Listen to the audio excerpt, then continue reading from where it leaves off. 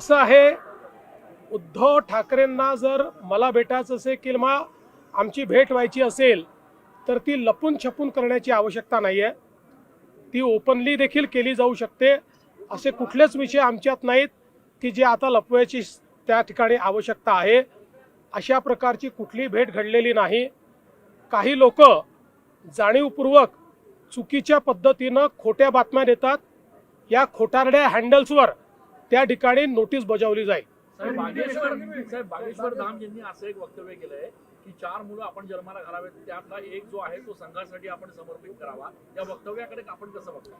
बघा, शेवटी जे काही साधू संत असतात ते त्यांची मतं मांडत असतात आणि मला असं वाटतं की त्याला नीट कॉन्टेक्स्टमध्ये घेतलं पाहिजे। मुळात त्यांचा म्हणण्याचा उद्देश असा होता की संघ एक अशी संघटना आहे की जिने हिंदू संस्कृतीला, सनातन संस्कृतीला त्या ठिकाणी जिवंत ठेवलं आहे, नवचैतन्य दिलं आहे। त्यामुळे आपल्या घरचा एक मुलगा हा त्या संघामध्ये असावा।